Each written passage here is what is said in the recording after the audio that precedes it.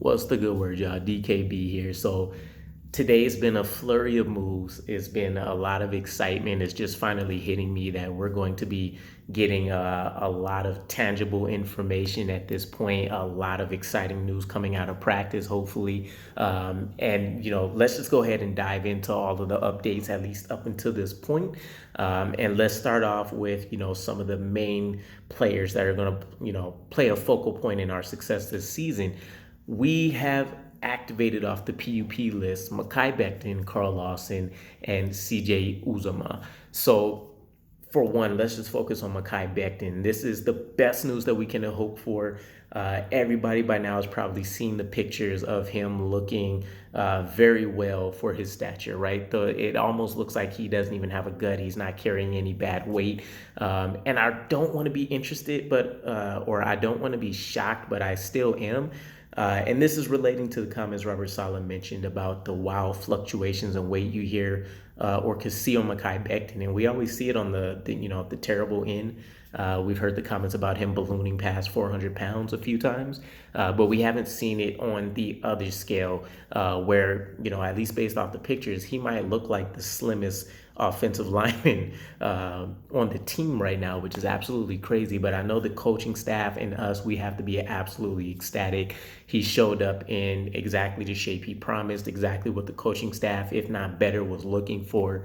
And there's a lot of scenarios that are going to branch out from here. So if you remember the original list of 5 going on the PUP list, it was Becton, Lawson, Uzomah, guard Drew Samia, and then George Fant. And we ended up releasing Drew Samia. George Fant, we haven't heard about. He's still, as of now, looks like he's on the PUP list. So my first thought is we originally believed George Fant might have a leg up with the early work. He was kind of able to put in, and then, him still trying to rehab and stuff. It looked like he was going to be ready day one.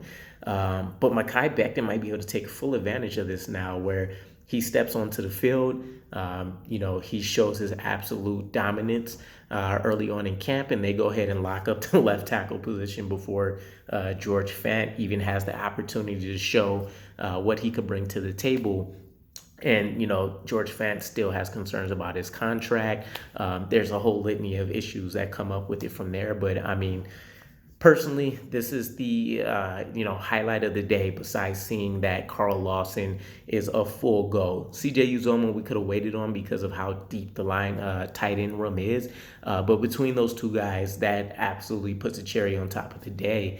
And then we have a bunch of other awesome news. So in terms of the releases from the roster, we did let go DJ Montgomery, the wide receiver, cornerback Craig James, who we recently had picked up, and then, as I mentioned, the guard Drew Samia.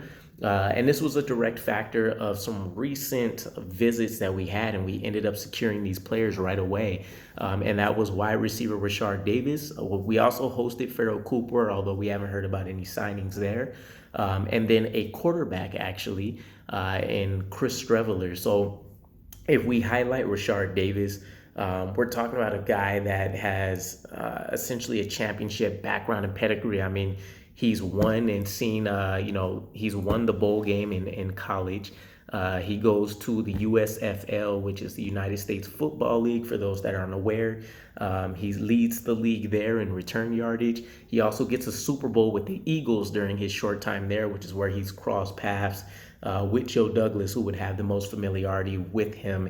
And this signing screams everything we've been looking to do. I know people say build culture, and it's kind of a very loose term just in terms of, positivity and things like that. But these are tangible things that we're looking for, championship pedigree players, people that have gotten to the highest levels of wherever at that point in time in their careers and have been able to succeed and bring a mentality to it. What does the preparation look like for players that have been on teams like that? Obviously the experience and then the skill sets, right? And we're getting all of this with Rashard Davis. This also screams out to me that we truly do have a CEO in Robert Saleh, as well as Joe Douglas, who's well connected to what his coach is asking for, inquiring about, etc. Because a lot of our most recent moves, think Craig James, think now Rashard Davis, Farrell Cooper didn't get a contract, but think him as well. These are guys that are generally going to be making their living on special teams for the most part. And if they step up in other areas, that's just a plus for us. So, with and I'm forgetting his name, with Brant Boyer potentially losing, a significant part of his special teams and James Hardy in the DB room just to the numbers game and talent, we're still looking and throwing as many darts as possible to see what sticks to give every coordinator, every position group the absolute best chance they can to succeed. So I love it. It's not a forgotten conclusion that we still want to be able to host a respectable special teams unit. And, originally this also made me think about what Braxton Berrios' role may look like, because it seems like there's all these flurry of players that are coming in that might impose on that. Maybe so, maybe not. Maybe we spread the love a little bit and it's not purely on him. Maybe we focus Berrios' role a little bit further, even though he's essentially purely a slot receiver and kind of a gadget guy for us. So that's something we'll need to see if we can pay attention to during training camp. How is he being utilized? How are some of these other players being utilized?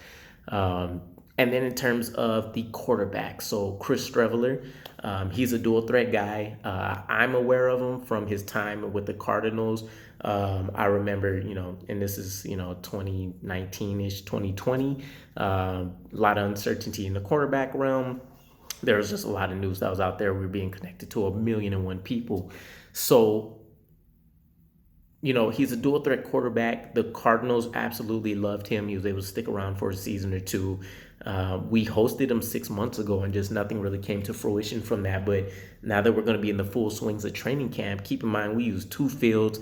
This will be an extra arm for all the players that we're looking to maximize the work for. So with us using 2 fields, in my mind, it'll kind of be like a first string, second string situation, sort of. If they don't go offense and defense, where we'll be able to kind of maximize all of these quarterbacks we have for the immense amount of wide receivers and tight ends that we're currently working with. And maybe this helps, iron out some of those decisions. Like, do we keep Lawrence Cager? Does Kenny Yeboah continue to show out? What do we do at wide receiver in terms of keeping 6, maybe 7 players there? Things like that. DJ Montgomery is no longer in that process of, or in that rotation of earning a spot, at least for now. Maybe he comes back, but we still have Jeff Smith and Denzel Mims that we need to figure out, in addition to now Rashard Davis, in addition to some of the UDFAs that we had originally brought in, who also looked very, very well. So, it's just a lot. I'm personally just extremely excited that training camp's finally kicking off. There's a bunch of interviews that dropped today. Robert Saleh and hopefully a bunch more of the coaching staff's going to talk tomorrow. We'll get live training camp practices. There's going to be ones open to the media. So it's going to be an influx of a lot of great stuff for us. And I'm super excited to kind of just take it all in and have some fun with the material. So let me know what your guys' thoughts are from day one. I think Mekhi Becton and Carl Lawson easily puts the icing on the cake here, but I'll be interested to hear from you guys. And, appreciate the support as always. I'll catch you again. Peace.